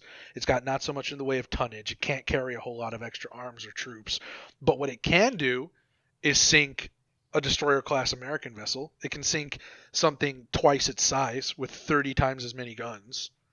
So what happens is, we're losing the fight. All right, well, we'll just full ahead into the side of this thing and fire our main cannon into it. Yeah, we're all going to die, but we just sunk something that cost 40 times as much to build and crew. Well, that's why you see a lot less cruiser and destroyer class ships in the modern American Navy, What you're seeing is a lot of carriers, and you're seeing a lot of smaller patrol boats. Exactly. Your standard formation, Navy formation now, is a carrier and everything that is surrounding the carrier, potentially 2 carriers. And basically the little boats, their job is to die for the carrier. Yep. That is their job. That is why they exist. We don't actually manufacture many, if at all, cruisers. Yeah, I think anymore. we're building a new carrier or something, the USS Franklin or something like that. I forget what it's called. I'm not up to date on that. I do know I saw an article. We are building new destroyers, though. Specifically, destroyers designed for what are they called? Stealth. Basically, these things look straight out of fucking like sci-fi show. Like I don't know if you've seen them, but they're all like polygons and shit. Yeah, because of the way it reflects radar. Yeah, you can't see them on radar. Yeah. At all, and they will just sneak up on you. Like it's crazy. But we have one built, and supposedly we're building more. Honestly, at this point, I wouldn't at all be surprised if we started seeing some like fucking helicarrier shit, you know? Because we've seen portable hovercraft now. Like we've seen hover bikes and stuff like that start to come into the exposed mainstream of the scientific cutting edge, right? Yeah. DARPA's God knows what we actually. Yeah, exactly. Like DARPA's working on like 3 or 4 different jetpack designs, and they're always showing off stuff that's at least 5, 10, 15 years old, you know? So wherever we're at now, they're ahead of whatever's going on in that sort of supposed bleeding edge. And every once in a while you get like a little glimpse, right? Like something gets reported on that really probably shouldn't have been reported on. It's like, wait a minute, if this thing, like if there's directed energy weapons on Humvees now, like what do you mean? Like, by the way, that destroyer I was talking about, it has a railgun. Yeah. Like a big railgun. I kind of want to shoot it at something. So like, I know like guns kill, right? Like because they're weapons of war and all that. Yeah. But I don't give a shit. I want to blow up a mountain or something with it. Let me shoot at something like not living with it just to see what happens. Dude, you know what I want to do? I want to build a railgun. Oh god. Did it once. Was kind of shitty, but I kind of want to build a railgun. Just for funsies, you know? Yeah, that was one of the things I thought was really cool in Mass Effect. In the first Mass Effect, the way how ammo worked in Mass Effect 1 was it was all heat-based. Because the ammunition, the actual projectile, was just a chunk of aluminum that gets shaved off from the clip of aluminum and then shot. It gets accelerated by a railgun to like sublight speeds. So it's like some like percentage of C that you're shooting this bullet out of a gun at, and it slams into a target with massive force enough to pierce like force fields and shit like that in your body shields. So it's interesting lore to see that like that was how they were doing it. It was like a heating system kind of thing. And then they changed it in Mass Effect 2. It wasn't as cool. Yeah, what was it in Mass Effect 2? It was thermal clips. So the way how it worked in Mass Effect 2, it was still you were shooting like a block of whatever accelerated to a percentage of the speed of light, but the coolant system was disposable. So like the coolant would get spent after 30 or so rounds of acceleration, and then you'd have to put in a new clip of coolant, which I thought was retarded, but whatever. Yeah, it made more sense mechanically as a game. Yeah. But lore-wise, it was a step back. I guess I could see from a functional level if popping the clip out and then replacing it with a new thermal clip made it so that it was more... it was like a quicker reload, but it was the same speed as just waiting for your gun to cool down in the first Mass Effect game. So it's like whatever. Yeah. Or if there was some like threshold of heat that a regular just like onboard cooling system couldn't deal with, I could get that. But disposable coolant is generally not a thing in the world. Like, yeah, you got to change your coolant out in your car, but that's like several months at a time. Yeah, absolutely. But anyway, that was whatever. It was a fun little thing in the first game. Yeah. Yeah. Uh, Speaking of video games and things that take our time away, Yeah. but we enjoy them anyways, you need to tell me a story. Oh, like comic books? Yeah, Yeah, let's dude. go. Come on, man. Yeah, I was sort of Let's do it. segueing into that. I was trying to I'm not trying to get rid of anything. I'm just sort of segueing it. So let's Yeah. Well, see. we don't I'm got gonna more go back. going I'm on. gonna go back about a month here, Oh, a month. just to That's talk not about too talk far about a away. fairly recent story. Right now, comics are kind of slow. It's just I don't want to talk too much about like Twitter drama kind of stuff. I want to talk about Mhm. actionable things. Emerald City Comic Con happened recently. Okay. For those of you who don't know, it's like Comic Con just in Seattle. um, so one of the things they did was they had different mixer events at Emerald City Comic Con, and they had a mixer event. Oh. The way they divide, Yeah, like they it do. was like a meet and greet, kind of talk about comics, talk about people. Like it was like a hey, here's these people that are interested in all the things you are, come meet them and hang out with them. But as with everything in the SJW identity politics game, it wasn't just come meet these people. It was come meet these people who are just like you. So they had like a mixer for trans people, they had a mixer for people of color, and all these other sort of infinitely granular nonsense categorizations of people, which ironically enough, people like me who happen to be more conservative don't like classifying people based on their skin color. I don't know, it's just something about it as a black guy just rubs me the wrong way. But Wow, that sounds like segregation. yeah, fucking weird. One of the things of note about these mixers is that there was none for white people. There was no event where you could just attend if you were white, if you're just a white guy.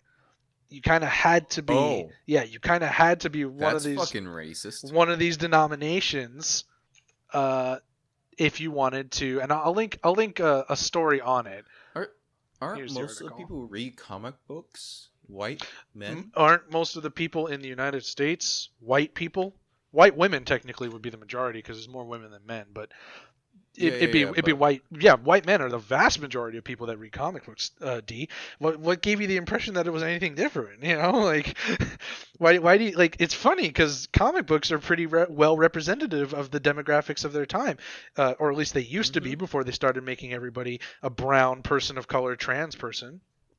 yeah, It's weird. It was like 15ish% black superheroes, and then the rest were Asians or like white Americans. And it's like it was yeah. weird that they would sort of I don't know stop doing that. Is like these people, right? These SJWs, they believe that in order to identify with someone, you have to be the same color as them. You can't identify with Peter Parker unless you're like a white Yiddish kid from Queens. You can't identify with Iron Man unless you're like a weird mixed Mexican Italian guy, right? You can't identify with War Machine unless you're a black dude from Chicago. That's their or sorry, War Machine's from Harlem, I think. But you can't identify with those people unless you fit into like it's the opposite of empathy. It's the opposite of understanding one another as human beings. It's you can't possibly understand my experiences if you're a white cis male because I'm black and I've been through stuff, man. It's robotic, man. It's fucking crazy. Here, let me link the article real quick. Alt That's Control fucking C, psychotic. Control V, the greatest invention ever. My wife's dad, my father-in-law, knows one of the people who designed that function, the screen cap and control and the copy paste function on Windows 3.1. He's like a multi fucking millionaire from it. But at the time it was like it's such a simple innovation, right? But at the time it was revolutionary. But anyway, and he just has all the money now. Yeah, he has all the money in the fucking world. Because everybody has to use it. Yeah, well, that's the thing. It's on every program ever. Like, I mean, it's part of the Windows kernel at this point, but it's so ubiquitous that it's just such a great feature. But anyway, so yeah, segregation at Comic-Con. No straight white males allowed in these mixers. So there's these little parties, and unless you're gay, unless you're trans, unless you can tick off some checkbox on the diversity checklist, you're not allowed to go there. And that's like nuts to me. Like that's like fucking crazy. Let's see. the writer of the article was somebody who was trying to figure out if there was a mixer for, people of, who happen to be white. It's just like, Yeah. it's so weird to me. Huh. This is. I find it funny because the person who's writing this, not to be like discriminatory or anything, but she looks like the kind of Who person would typically be like a for this. feminazi, yeah. Yeah, Yeah, you're yeah, right. but she's totally like, this is fucking crazy. Yeah, well, Martin, like she cites this in the article. Martin Luther King didn't march so that white people would be denied service to stores. He marched so that Yeah. black people would get the same service. He didn't march so that, we need to have our own space to do things. He marched so that everybody would be able to occupy the same space as equals. Like that, Yeah. this is so antithetical. Oh. This is anathema to what the civil rights movement was about. It hurts. It hurts, Jay. It hurts. It bothers me to read this. It bothers me to look at this and realize that that's the state that the industry is in. Because, the fucking SJW writers and comic book artists of the industry, they don't have a problem with this. They're all for it. It was probably their idea because you can develop a safe space against white people. It's crazy. It's absolutely... Now, don't forget, like, one of the most privileged positions in society right now is still woman. Because, if you're a woman, you can still claim some kind of credit, even if you're a white woman, God forbid. But Yeah. if you're a cis white male and you wanted to go to one of these mixers, either they're going to let you in, they're going to do that thing where like, oh, we'll let you in, but don't exist too hard or we're going to kick you out. Or they'll do just a straight up Stonewall. And I think what it was is that they went with the straight up, after Emerald City Comic Con, they were just going with the straight up Stonewall tactic of you don't fit this checkbox, you're not going to be at this mixer. That means you're not a person. Right. No, that's what they do. They deperson you. They're removing. They other you as an enemy. They're removing your personhood. That is literally what they're doing. Yeah. Well, that's the thing. That's an SJW, like, that's an identity politics complaining like that's one of the things they complain about with totalitarian and authoritarian states is that I can't speak today either. Totalitarians, the first thing they do with their opposition is deperson them. Oh, it's not a person that we're putting into this camp, it's a Jew. It's not a person, it's a Jew. And that's the thing. Like, it's not a black person that we've got in chains here. It's a slave. It's not a person. And so that sort of mentality is incredibly dangerous because it's also incredibly powerful, because the thing is, human beings are animals, right? And if you can trick the psyche into thinking that other humans occupy the same level of worth as competitive species of animal, then you can mobilize them to commit horrible acts of atrocity against one another. You can justify anything in the world.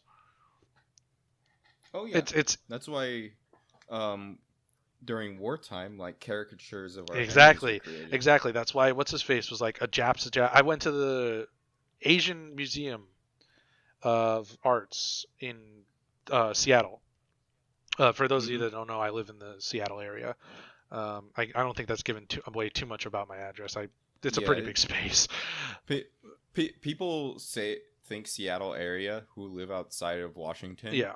And they think the entirety of Washington. Pretty much, yeah. So I'm not super worried about that. But yeah, I live in the Seattle area, and I took my wife and sister-in-law to the Seattle Asian Museum. It's called the Wing. Thank you. So the big thing with this story is that they were stonewalled, and at Emerald City Comic Con, there was also like additional threats, right? Like there were people in the SJW crowd levying threats against YouTubers like Diversity in Comics, Captain Cummings, and a few other guys who happen to be conservatives that don't like the SJW nonsense and speak out against it. They were saying, yo, if you guys see this person, tell them to come to me, tell them to come talk to me alone, and stuff like that. It's like, what are you implying there, buddy? You trying to do some violence to that guy? What's it mean? And that's the thing. The extremists, right, on both sides, they think violence is the only answer, but they'll never tell you that's what they think.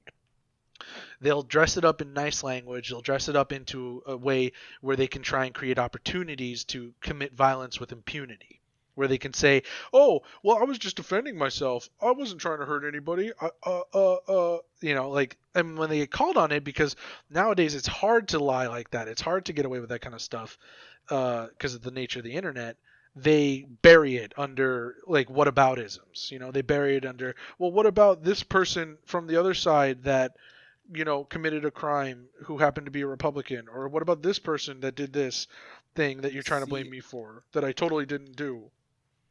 At least when I held much farther left opinions than I do now, I just fucking out and said it. Yeah. I was like, the only way that certain parts of my belief system are going to be acknowledged is through violent revolution. Yeah. So, yeah. Well, that's the thing. I respect the ones that wear it on their sleeve a lot more than I would respect the ones that say nay to that, or try to hide and be cowards and say, no, I don't want to fight, and then they have a knife in the other hand. Yeah, it's like, well, yeah, and here's the thing. And that was a problem to me, though. I was like, the only way I see this going down is violent revolution. Yeah.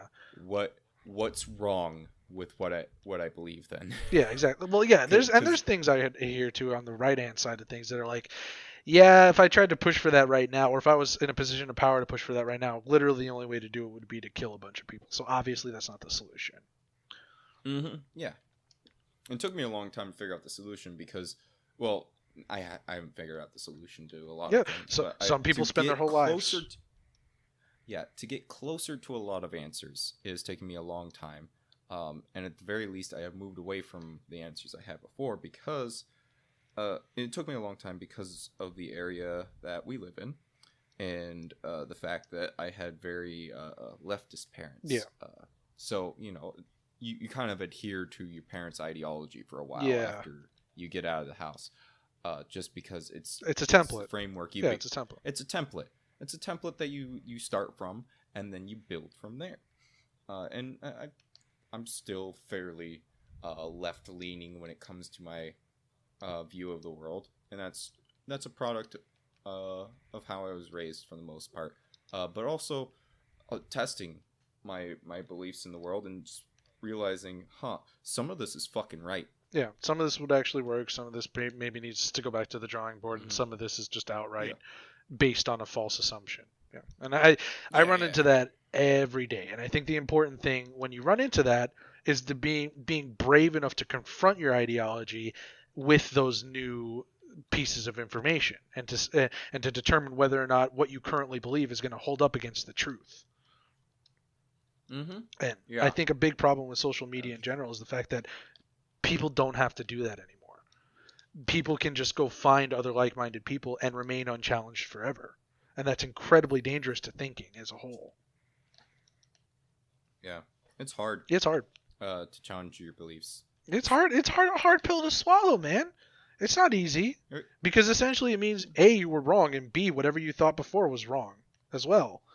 If your ideology or if your belief doesn't survive against that. That's why so many people get so virulent about religion and about because it's essentially you're challenging the very core of somebody's being when you do that. Like, it's the tribalist instinct trying to protect itself. It's like, oh, maybe my tribe is stupid, maybe my tribe is a bunch of nose picking idiots, kind of a thing, but in a much more extreme manner.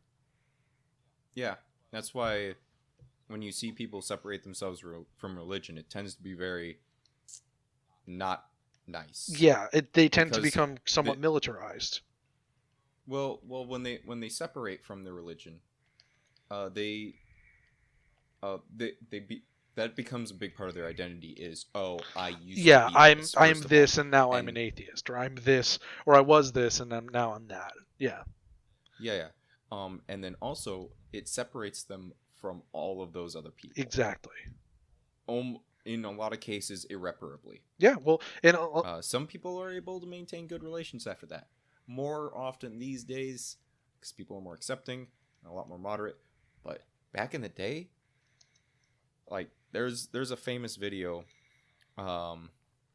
It was from a television show at the time. I think it aired in like the 60s or 70s or something about that, like that. And it was about a black family.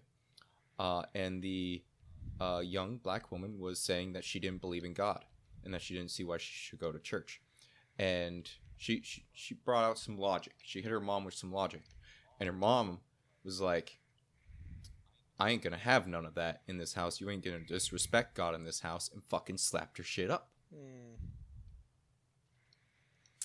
And that to me is a great example of ideology gone sour. Yeah, that's a failing. You know what happens?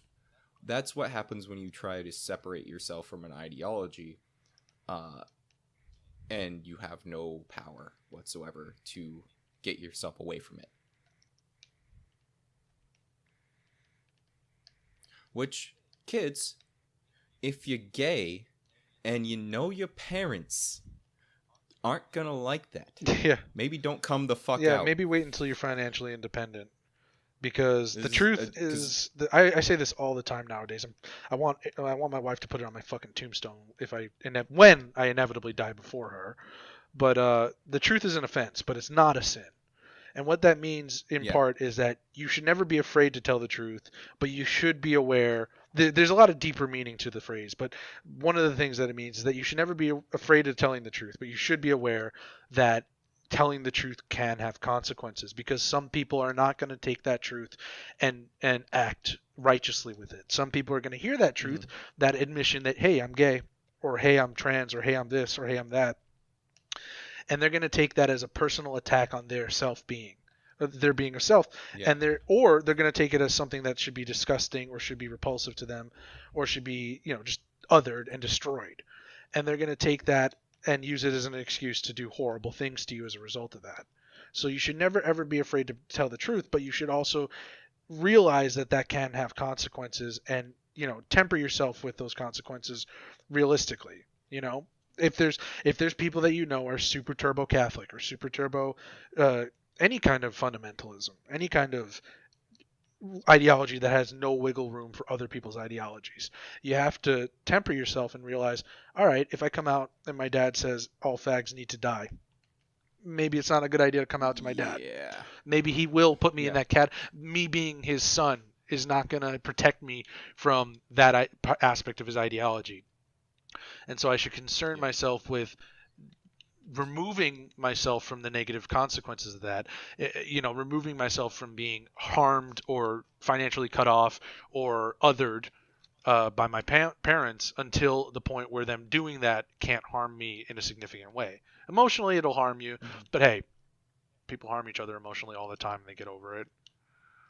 Yeah. And like the reason why I thought of that specifically is because for whatever reason my mind jumped to a song that my boy in a band did called Spectrum. Oh yeah. Which was literally just about, hey, don't come out if it's not a good idea. Like sometimes it's not a good idea to come out as gay. But that just reminded me of that, talking about yeah, I feel you. Coming out of an ideology or something like. Just like, oh yeah. By the way, the no same homo. fucking thing. Yeah, no. Not that there's anything wrong with that. Not that there's anything wrong with that. Yeah. Fucking Seinfeld. God, fucking spider mines, dude. I'm playing Destiny 2 right now, and there's this gun called the Colony, and what it does is a grenade launcher that shoots like spider mines, so they land on the ground and then follow you. First of all, it's fucking terrifying because they have this gross green poison cloud that falls and they're like coming at you. It's like fucking Alex Jones the soundboard kind of thing where it's just like growling at you and just screaming "Burning the Christians." It's actually genuinely scary. One of the few things in this like kiddie game that's like ugh. But also they do a fucking ton of damage, so there's no getting away from them.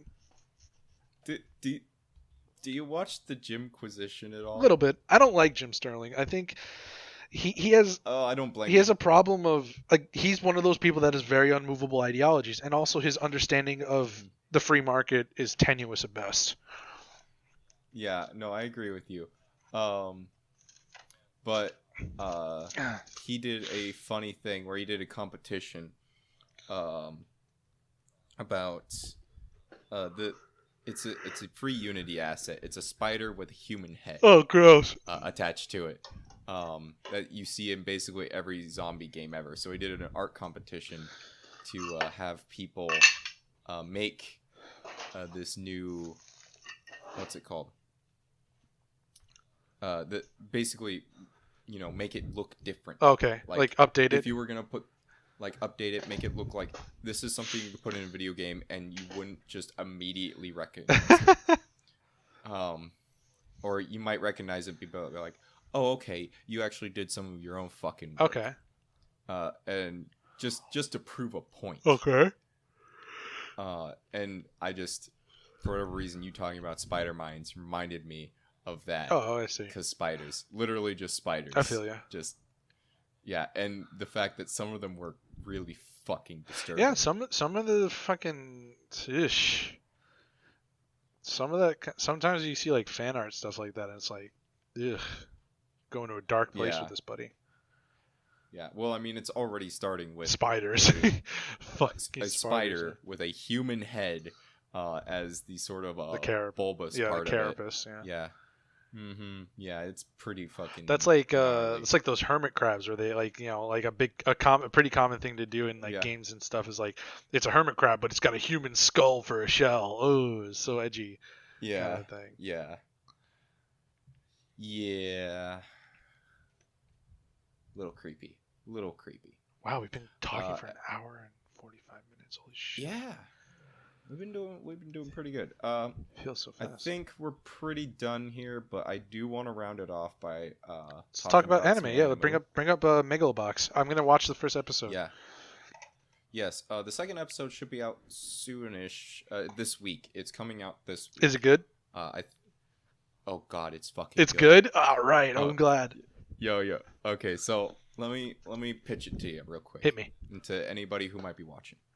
So you have a future society. It's a touch dystopian.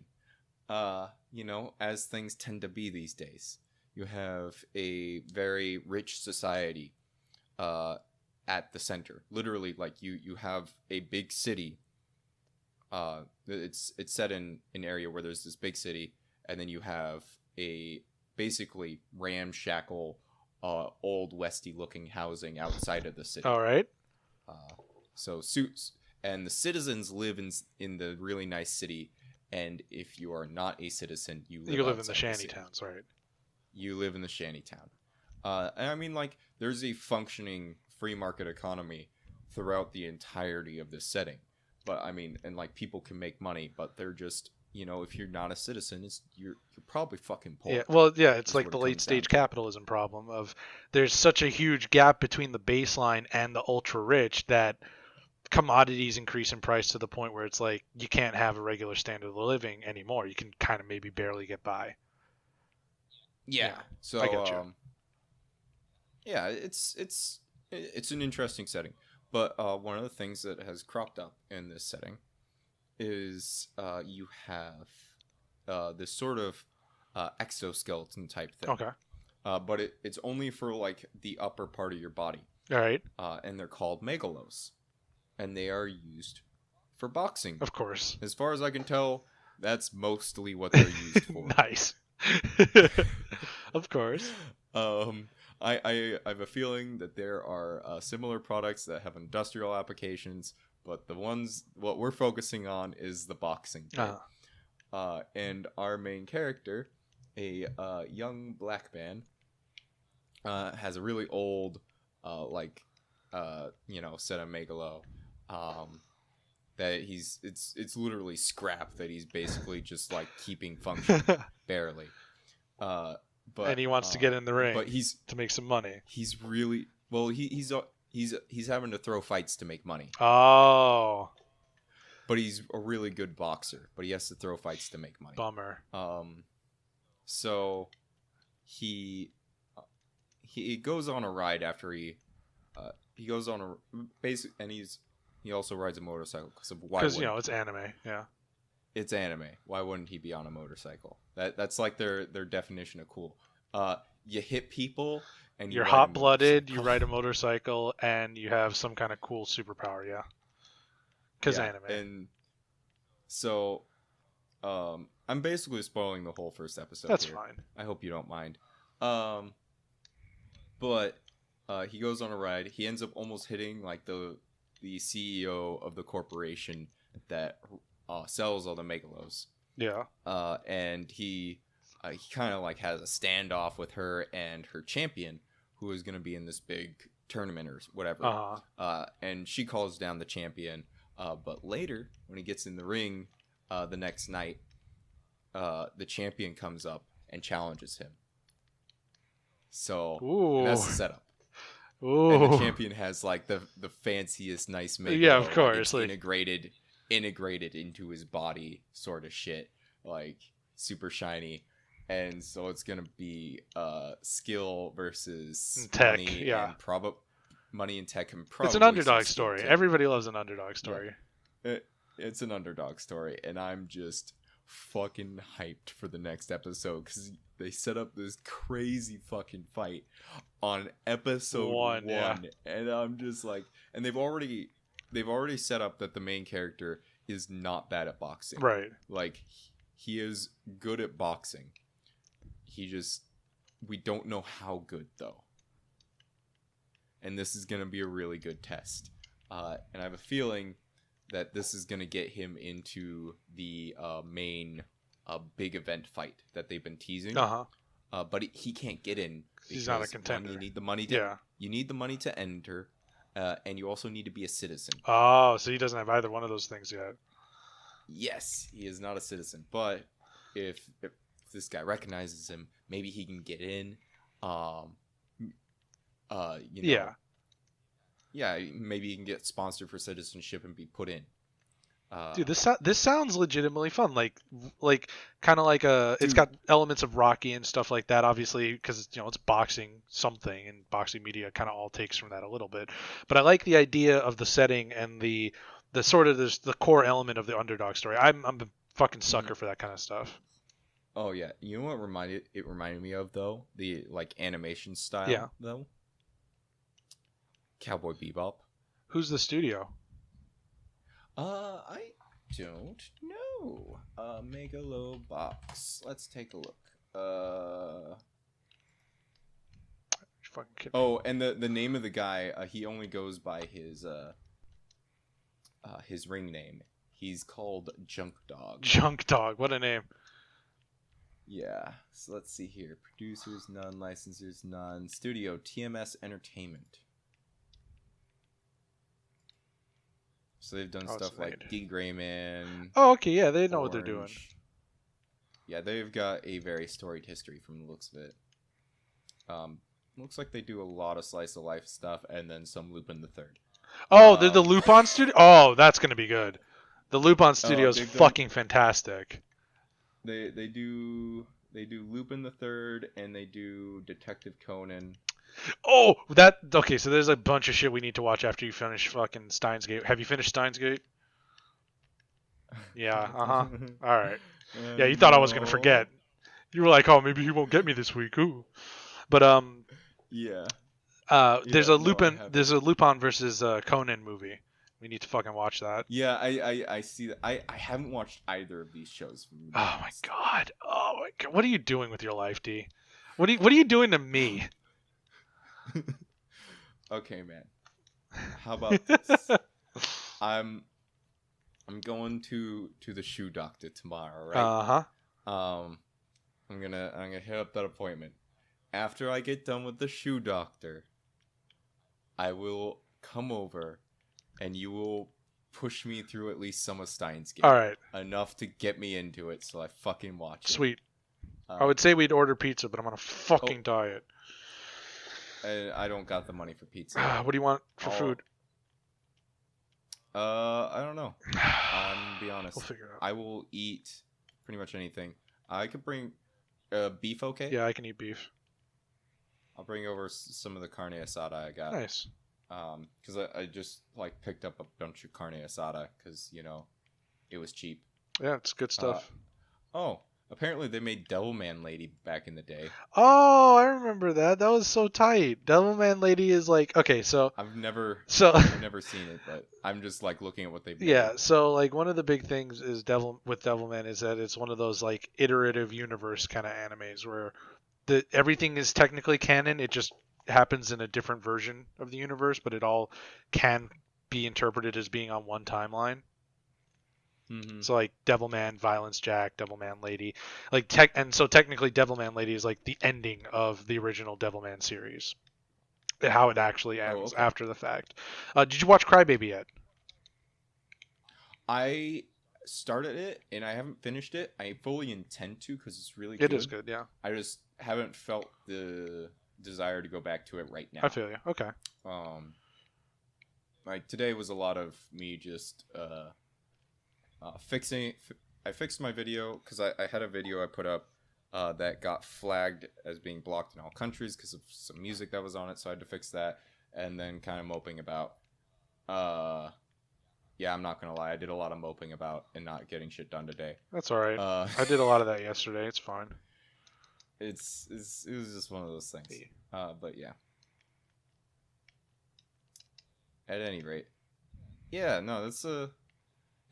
Yeah, this studio looks good. I'm just like I know a lot of the shit in here, but I haven't watched it, and like they did Totoku Hamtaro, so like they've got a lot of big names under their belt. Yeah.